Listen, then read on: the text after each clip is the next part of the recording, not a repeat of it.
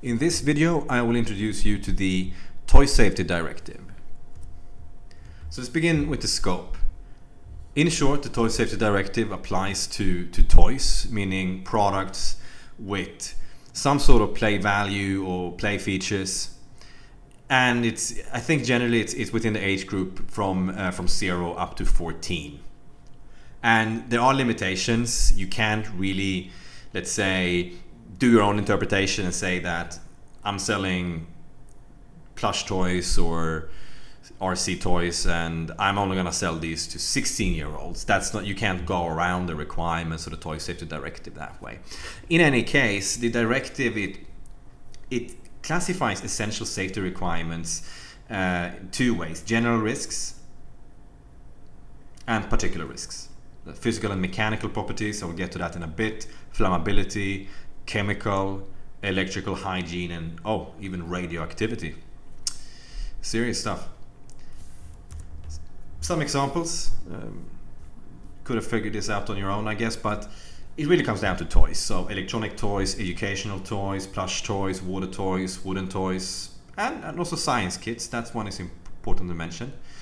Is that a toy? Well, according to the Toy Safety Directive anyway.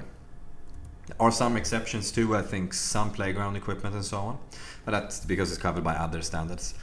Right, in any case, in this video, my focus will be to break down the Toy Safety Directive and help you understand how compliance works in practice. And I will begin by explaining harmonized standards. Then we're going to lab testing requirements, declaration of conformity, technical documentation, CE marking, traceability, and there should actually be a point 7 here for warning labeling, but I forgot to put that in. It's too late now. Let's keep going. Right, so let's begin by looking into harmonized standards. So the Toy Safety Directive, it references a list of standards, and these are in practice made mandatory in a sense that you need to identify one or more that applies to your product, okay? And I'm not sure if this is the full list of harmonized standards. You can find that on the EU website. It could be a few more, but I think it is the majority. And once you have identified the ones that apply, well, you may need to make adjustments in your product design, add warning labeling, and so on, okay? So let me explain what some of these means. And when it comes to toys in the EU, it's really all about ensuring compliance with one or more EN 71 parts.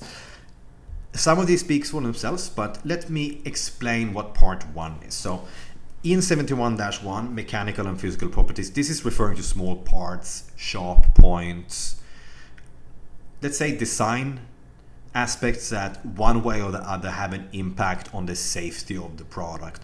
And ensuring compliance with EN 71 Part 1 requires that your product is designed according to the safety requirements, the technical requirements and principles that are explained in this standard. So if you're going to manufacture toys, you need to actually buy this standard and compare your design drawings to the guidelines in this document.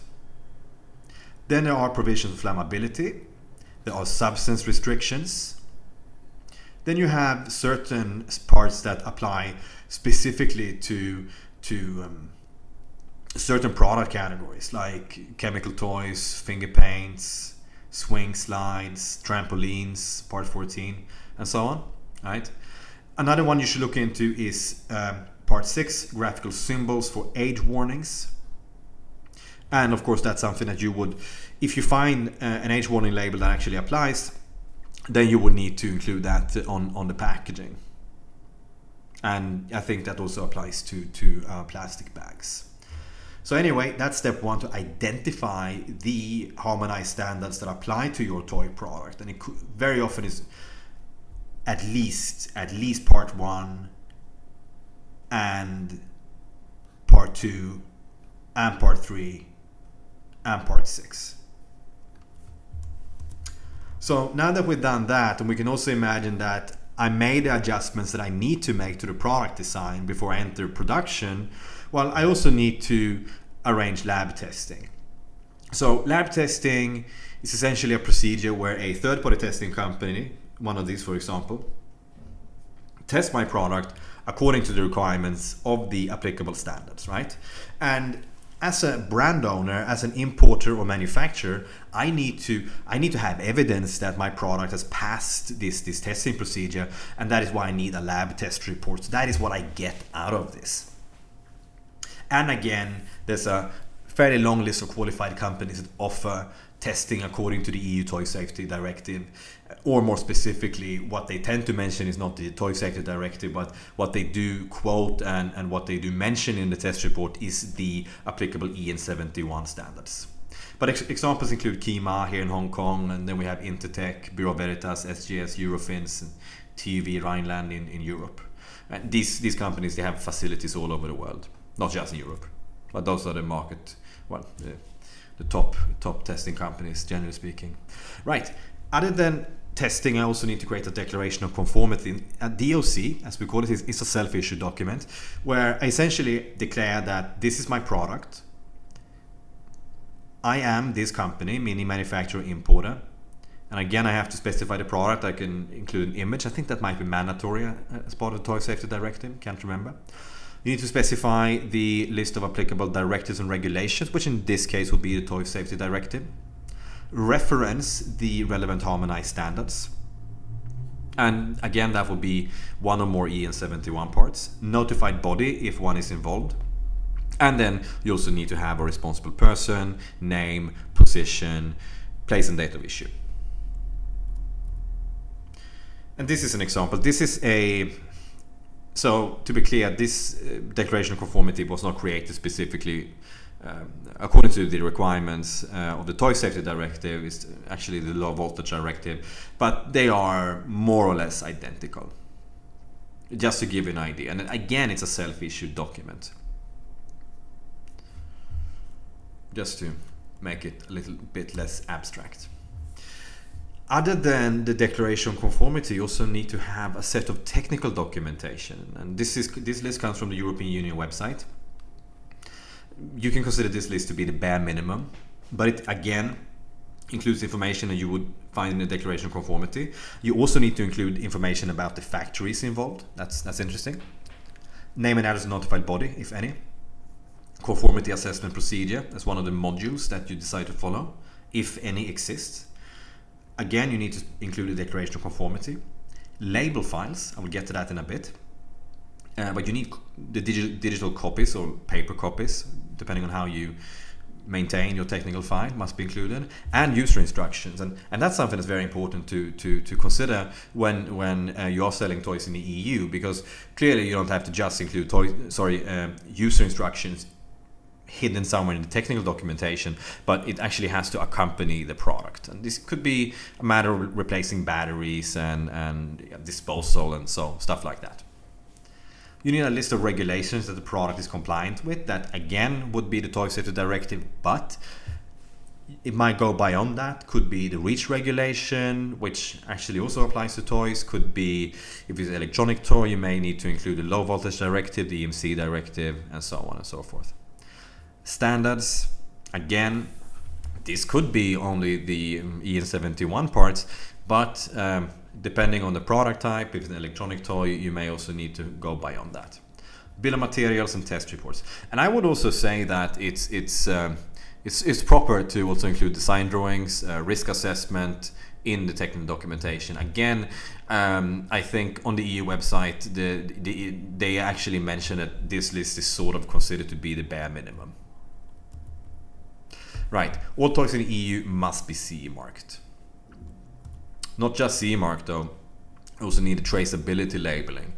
Includes product type and identification, and perhaps the most important part, the batch number or the serial number. So why do we need a batch number? Well, let's say that at some point, many years from now perhaps, hopefully anyway, there's some sort of manufacturing defect that in turn has an impact on the safety, the compliance of your product, okay? Could be, say, a lubricant that contaminates a certain component, so it contains a higher amount of phthalates.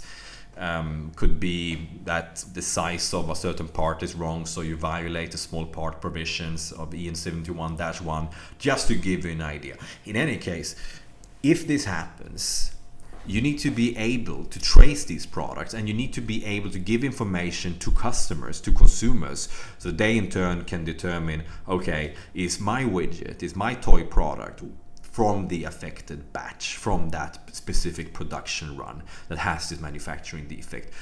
As a result, this means that you need to keep this updated. So you got a new production run as a new batch number, and you might want to go quite deep. If you work with multiple manufacturers, you would also need to ensure that you can identify the specific, say, production facility. Because it's quite unlikely that the exact same manufacturing defect would occur at the exact same time at two different factories, unless you mess up the design. Right? Other than that, company name, registered trademark, address, and contact details. This is an example. Again, this label is not created specifically according to the provisions of the Toy Safety Directive, but to give you an idea of what one of these labels might actually look like. Okay? Finally, warning labeling, and this is a very important part of the Toy Safety Directive, and you can find some examples in the directive text on the European Union website. And yeah, these are just some examples. So this is one label that will be used if the toy is not intended for use by children under 36 months. And I'm sure they have a way to determine if that is the case, so you really need to read the directive. Honestly, I don't know, like, how do they determine that? You could also ask a lab, perhaps. Then they also have labeling requirements for, say, activity toys, and this is not a complete list, right? This is just a screenshot from the EU, from the directive text, just to give you an idea. But yeah, that's another very important aspect of the Toy Safety Directive. Okay, so that was an introduction to the Toy Safety Directive. If you have any other questions, you can write them in the comment section of our website. You can do the same thing on YouTube. So thank you for watching.